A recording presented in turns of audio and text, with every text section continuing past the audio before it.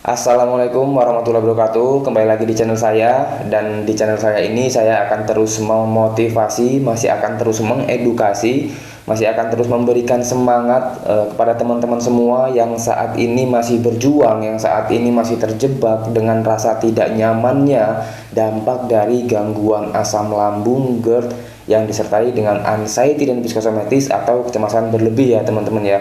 Nah, tujuan saya membuat video-video seperti ini adalah untuk memberikan ketenangan, untuk memberikan kenyamanan kepada hati teman-teman semua, dan memberikan semangat dan memberikan keyakinan pada diri teman-teman semua bahwa untuk gangguan asam lambung yang disertai dengan GERD, disertai juga dengan kecemasan berlebih, itu bakalan bisa membaik dan bakalan bisa normal seperti sedia kala dulu ya teman-teman ya.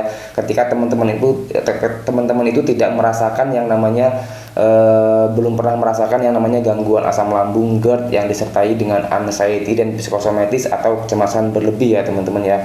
Nah, jadi pada video saya kali ini yang akan saya bahas adalah bagaimana saya itu bisa terkena yang namanya gangguan asam lambung yang disertai juga dengan GERD, yang disertai juga dengan anxiety dan psikosomatis atau kecemasan berlebih ya teman-teman ya. Karena banyak sekali teman-teman yang bertanya kenapa penyebabnya saya itu bisa terkena gangguan ini ya teman-teman ya. Dan mungkin teman-teman yang saat ini sedang menonton juga menunggu-nunggu ya teman-teman ya, apakah penyebabnya itu memang sama seperti yang kalian rasakan juga ataupun berbeda ya teman-teman ya. Nah, teman-teman bisa tonton video ini dengan tenang, dengan nyaman, supaya teman-teman itu bisa relax juga ya, supaya teman-teman itu sejenak bisa menghilangkan rasa-rasa takut, rasa-rasa nggak nyaman di tubuhnya ya teman-teman ya, dengan menonton video-video seperti ini. Nah, oke teman-teman, untuk teman-teman yang saat ini mungkin baru bergabung atau mungkin baru menemukan video ini, teman-teman bisa bantu subscribe-nya, karena supaya channel saya ini bisa berkembang. Dan ketika channel saya ini sudah berkembang, maka akan banyak lagi teman-teman semua di luaran sana yang termotivasi dengan video-video seperti ini ya teman-teman ya, dan akan cepat membaik. Karena selain menjaga pola 3P-nya, yang dibutuhkan oleh orang-orang yang terkena gangguan asam lambung itu adalah ketenangan dan kenyamanan ya teman-teman ya, supaya tetap fokus menjalani hari-hari dan selalu optimis di dirinya untuk sembuh ya teman-teman ya. Dan saya juga membuat video-video seperti itu tujuannya adalah untuk membangkitkan lagi teman-teman itu yang sekarang sudah mulai merasakan lelah, sudah merasakan rasa seperti tidak mau sembuh gitu ya teman-temannya. Jadi di sini saya tekankan lagi bahwa untuk gangguan asam lambung GERD yang disertai dengan anxiety dan psikosomatis atau kecemasan berlebih itu bakalan bisa membaik dan bakalan bisa normal ya teman-teman ya. Nah, oke teman-teman, untuk di topik kali ini kita langsung saja ya teman-teman ya. Saya itu dulu bisanya terkena gangguan asam lambung GERD yang disertai dengan anxiety dan psikosomatis ini juga saya jelaskan ya teman-teman ya, sambil saya juga jelaskan nanti penyebabnya kenapa dan bagaimana ketika saya itu terkena gangguan asam lambung dan sensasi apa yang saya rasakan ya teman-teman ya, yang membuat orang-orang yang terkena gangguan asam lambung itu trauma, atau saya dulu merasakan trauma, kenapa saya itu trauma. Nah, oke teman-teman, langsung aja. Jadi dulu itu kenapa saya terkena gangguan asam lambung yang disertai GERD, disertai dengan kecemasan berlebih, karena saya dulu orangnya itu gini teman-teman, pola hidupnya itu berantakan sekali. Dari mulai jam tidurnya saya itu sering begadang ya teman-teman ya, sering begadang, sering nongkrong ya teman-teman ya, sering begadang lah pokoknya. Tidurnya itu larut pagi gitu. Ketika sudah mulai subuh, mulai azan subuh itu saya malah belum tidur ya teman-teman ya. Ketika sudah suara azan itu malah saya baru mau tidur. Terus kemudian dibangun pagi harinya itu, saya itu pagi harinya bangun itu jam setengah 7 itu saya sudah bangun lagi. Jadi bertahun-tahun begitu saya alami ya teman-teman ya. Terus kemudian di pagi harinya itu saya mulai berangkat bekerja, dan saya juga dulu tuh kan namanya di kampung ya teman-teman ya. Kalau di kampung itu kan di pertanian, jadi kerjanya itu kerja berat ya teman-teman ya. Jadi sudah jarang tidur, kerjanya kerja berat, mengeluarkan keringat, pokoknya bener-bener keluar tenaga, keluar keringat lah pokoknya ya teman-teman ya. Nah, itu untuk di pola tidurnya dan pola hidupnya. Terus kemudian di pola makannya, saya itu sering telat-telat makan ya teman-teman ya. Saya itu sering telat makan, sering mengabaikan sarapan. Terus belum sarapan sudah ngopi. Ketika sudah sarapannya itu jam 10, jam 11 itu baru mulai sarapan. Setelah pekerjaan itu sudah dapat separoh, baru saya sarapan. Sarapannya itu pakai nasinya nasi panas, terus kemudian pedas juga ya teman-teman ya, karena saya dulu juga doyan banget, seneng banget sama makanan yang kalau makan itu pedas. Kalau nggak pedas itu namanya bukan makan kalau saya dulu itu ya teman-teman ya.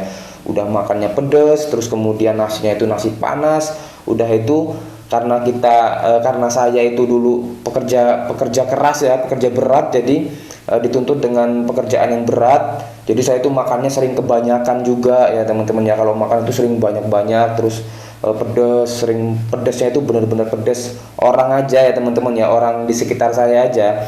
Kalau misalkan melihat menu makanan saya, mereka itu merinding ya teman-teman ya, karena saya itu kalau misalkan bikin masakan bukan bukan masakan bukan nyambel lagi, udah sayurnya itu sayur cabe pokoknya. Nah itu dari masalah makanannya. Terus kemudian sering telat makan, terus ketika makan juga yaitu ketika makan langsung saya itu makannya langsung banyak, terus kemudian nasinya nasi panas, terus kemudian pedes lagi ya teman-teman ya. Tapi dulu itu saya belum merasakan anxiety ya teman-teman ya, merasakan nggak nyaman, emang nggak nyaman, cuman lupa aja dengan pekerjaan, terus saya bawa kerja lagi terus hilang biasa ya teman-teman ya. Itu bertahun-tahun saya alami seperti itu, saya lakukan seperti itu pola hidupnya. Nah terus kemudian di minumnya saya itu kalau di siang hari juga sering telat makan juga. Kalau di siang hari jam 12 atau jam 1 itu kan waktunya orang makan siang ya. Kalau saya dulu malah mengabaikan makan. Kalau kerjaan belum selesai, saya selesaikan dulu, saya selesainya. Kalau belum selesai saya belum makan. Dulu saya seperti itu teman-teman. Ketika sudah nggak merasakan lapar, pokoknya nggak merasakan lapar, begitu sudah merasa haus, minumnya juga minum kopi. Terus kemudian saya juga sering mengkonsumsi minuman-minuman yang berenergi berlebihan ya teman-teman ya. Pokoknya teman-teman mungkin ada yang tahu di sini minuman berenergi, tapi saya nggak boleh nyebut mereknya ya teman-teman ya. Yang pokoknya yang warnanya ungu sama yang warnanya kuning ya. Pokoknya teman-teman paham lah untuk jenis minuman yang berenergi itu. Saya juga dulu sukanya itu. Karena dulu prinsip saya itu supaya tenaga saya ini tumbuh gitu, supaya tenaga saya ini nambah gitu, supaya saya ini nggak gampang capek gitu. Tapi akhirnya saya lakukan bertahun-tahun, malah lebih parah dari itu ya teman-teman ya. Malah sayanya terkena gangguan asam lambung GERD yang disertai dengan anxiety dan psikosomatis. Itu untuk pola makan dan pola minumnya, untuk minumnya juga. Terus kemudian untuk pola pikir saya. Nah, saya itu ya teman-teman ya, ini saya yakin teman-teman semua pasti sama nih ya. Untuk orang-orang yang terkena gangguan asam lambung GERD yang sudah disertai dengan kecemasan berlebih, itu biasanya orangnya cerdas ya teman-teman ya. Selain cerdas juga satset. Nah, itu ciri-ciri orang yang terkena gangguan asam lambung itu dulunya sebelum kalian itu terkena gangguan asam lambung GERD yang disertai dengan kecemasan berlebih, kalian itu orangnya itu cekatan, kalian itu orangnya itu satset, kalian itu orang itu cerdas. Kalau cara di dunia permainannya itu kayak main catur ya teman-teman ya. Teman-teman itu sudah 3 langkah ke depan, teman-teman itu sudah memikirkan duluan. Nah, itulah ciri-ciri atau tipe-tipe orang-orang yang terkena gangguan kecemasan berlebih disertai asam lambung, disertai GERD ya teman-teman ya. Nah, itu karena berpikirnya itu terlalu over ya teman-teman ya. Berpikirnya itu terlalu berlebihan, terlalu ingin yang baik-baik gitu. Harus semuanya itu harus perfect, semuanya itu harus terjadi dengan perfect. Harus bagus banget untuk orang-orang yang terkena gangguan asam lambung ini ya teman-teman ya. Pola pikirnya seperti itu. Karena itu yang saya alami dulu. Nah, jadi itu saya tuh kalau kerja pengennya itu yang bagus, yang maksimal, yang benar-benar sempurna. Nah, saya dulu seperti itu ya teman-teman ya.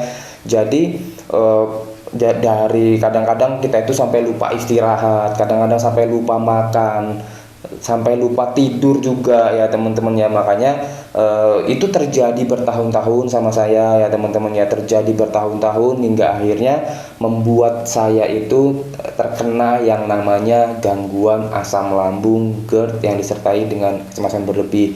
Jadi selain pola makannya yang berantakan, pola tidurnya yang berantakan, terus kemudian istirahatnya nggak cukup, terus kemudian makanannya juga sembarangan ya teman-teman ya. terus kemudian minumnya juga sembarangan. Nah, jadi terkenalah saya yang namanya gangguan asam lambung GERD yang disertai dengan anxiety dan psikosomatis atau kecemasan berlebih. Awal-awalnya ya teman-teman ya, ketika saya terkena gangguan ini, saya itu kerasa rasanya itu sekitar 2019 ya. Di 2019 itu kejadiannya, saya persingkat aja ya teman-teman ya. Kejadiannya itu 2019 di malam hari sekitar jam 2 malam itu saya susah tidur ya teman-teman ya.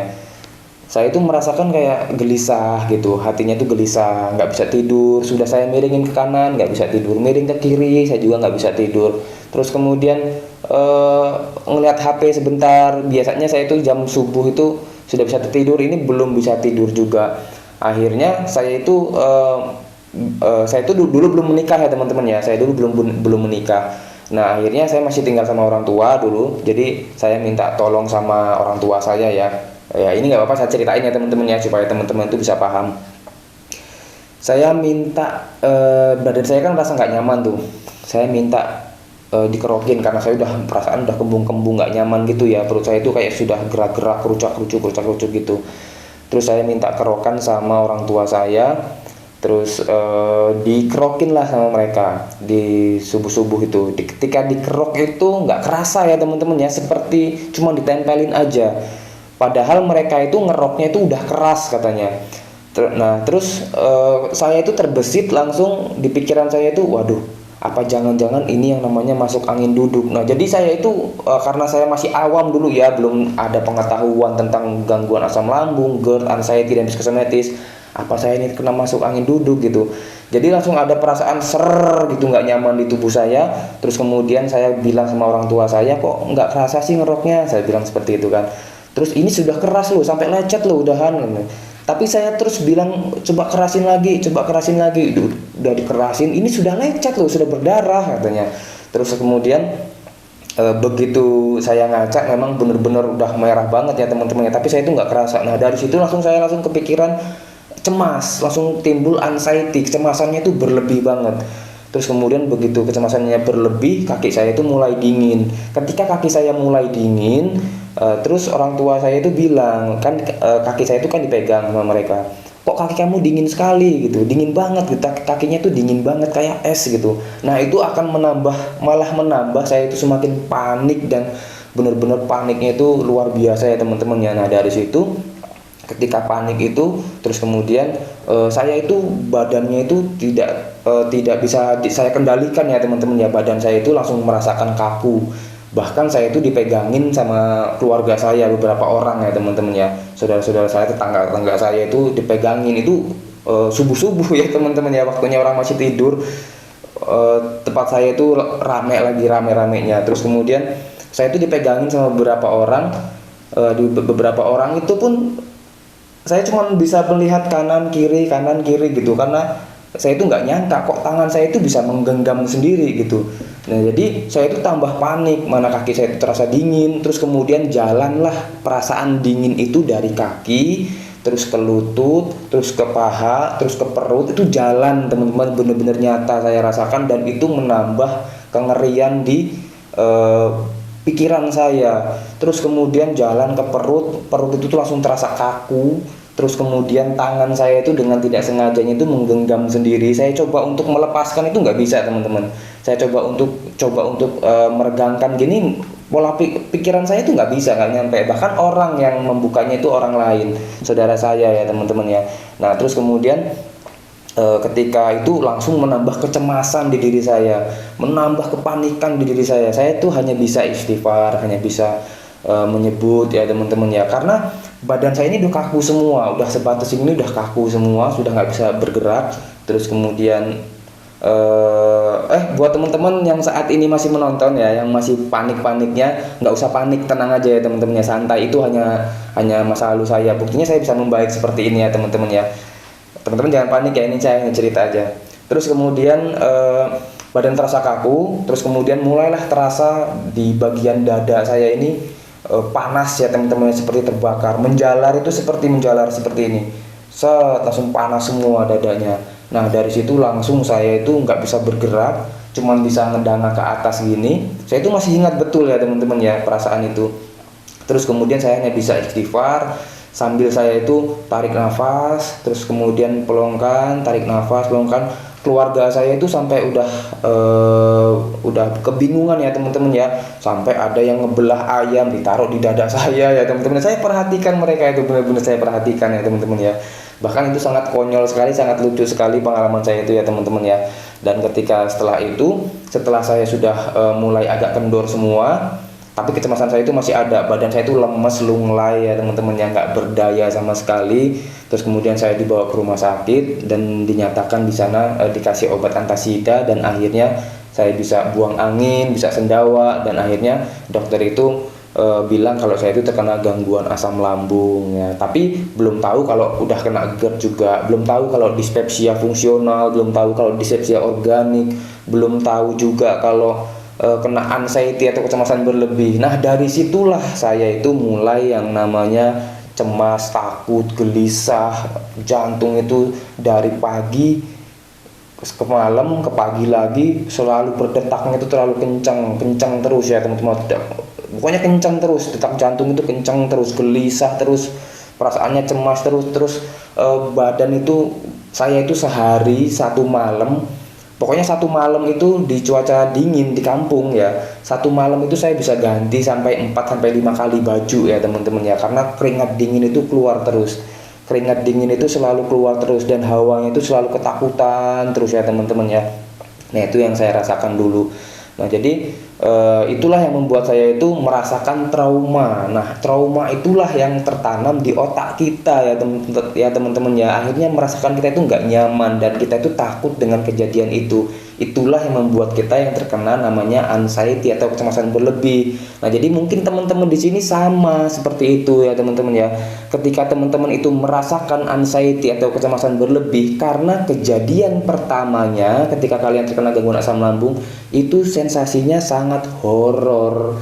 Makanya teman-teman merasakan takut, merasakan gelisah, ada sensasi sedikit teman-teman itu merasakan was-was, gelisah, bahkan sampai panic attack. Nah, jadi seperti itu teman-teman ya cerita saya ketika saya itu, kenapa saya itu bisa terkena gangguan asam lambung, dan bagaimana cara saya itu, bagaimana saya itu pertama kali terkenanya ya teman-teman ya. Nah, untuk bagaimana cara saya proses penyembuhannya itu nanti saya buatkan di video lain ya teman-teman ya, karena saya ini menjawab pertanyaan dari teman-teman yang ada bertanya ya teman-teman ya. Saya lupa namanya, tapi pertanyaannya sangat bagus sekali.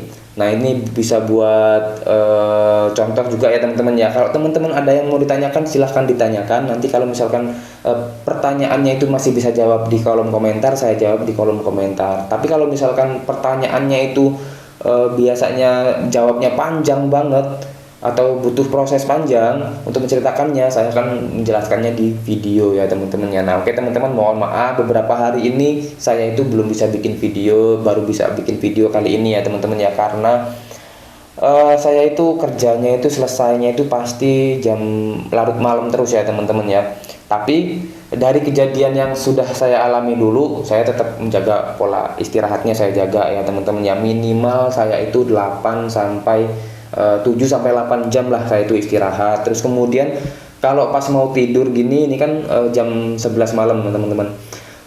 Kalau pas mau tidur gini, saya selalu menyiapkan air hangat. Nah, air hangat seperti ini 1 gelas, itu saya minum pelan-pelan, air hangat, blender hangat. Terus kemudian saya tidur, karena bisa rileks ya teman-teman ya. Kalau saya tidur, sebelum tidur itu saya minum air hangat. Besok paginya saya bangun pagi, itu langsung ketemu air hangat lagi, pasti harus ketemu air hangat lagi ya teman-teman ya. Nanti kapan waktunya saya akan ceritakan perjalanan saya dari pertama parah-parahnya sampai ke sembuh saat ini ya teman-teman ya. Nah, oke, buat teman-teman, kalau misalkan teman-teman penasaran dengan keadaan saya dulu ya, saya dulu ketika sudah mulai agak membaik ya, saya itu buat video juga teman-teman. Ada video saya yang pertama sendiri, itu kondisi judulnya itu kalau nggak salah, kondisi saya saat saya itu mengalami terkena gangguan asam lambung, GERD, anxiety psikosomatis atau kecemasan berlebih. Kalau nggak salah itu video kedua. Itu saya masih kurus-kurusnya ya teman-teman ya, sudah mulai membaik tapi masih banyak sensasi, tapi masih kurus-kurusnya. Itu berat badan saya itu dulu masih 48 kilo ya teman-teman ya. Untuk laki-laki itu sangat sangat kurus sekali ya. Teman-teman bisa, kalau memang penasaran bisa lihat videonya ya teman-teman ya. Sebentar kok, durasinya itu cuma sebentar doang, cuma berapa menit gitu, tapi ada kok di situ di videonya. Nah oke teman-teman, segitu aja ya teman-teman ya, jangan panjang-panjang. Nanti kalau teman-teman pengen buatkan video apa untuk menenangkan hati kalian, atau kalian tuh ingin arahkan saya itu seperti apa, ingin mengarahkan supaya kalian tuh sembuh itu seperti apa, yang kalian butuhkan untuk kalian supaya nyaman itu apa, kalian bisa tulis di kolom komentar. Nanti akan saya jawab kalau misalkan saya bisa menjawab. Kalau misalkan jawabannya itu pendek-pendek, saya jawabnya bisa langsung di kolom komentar. Tapi kalau misalkan harus diceritakan seperti ini ya, saya mohon maaf ya, cuman saya klik suka aja, nanti saya buatkan videonya buat teman-teman, pasti kebagian semua kok teman-teman ya. Nah oke teman-teman, saya di videonya ya, kalau misalkan ada kata-kata yang salah, saya mohon maaf ya teman-teman ya. Buat teman-teman yang saat ini masih berjuang, buat ya, teman-teman yang saat ini masih merasakan sensasi tidak nyaman, dari sensasi fisiknya atau sensasi kecemasannya, teman-teman tenang aja. Pokoknya teman-teman fokus aja dulu sama lambungnya, fokus dulu sembuhin lambungnya, nanti kecemasan teman-teman itu akan hilang sendiri, percaya sama saya.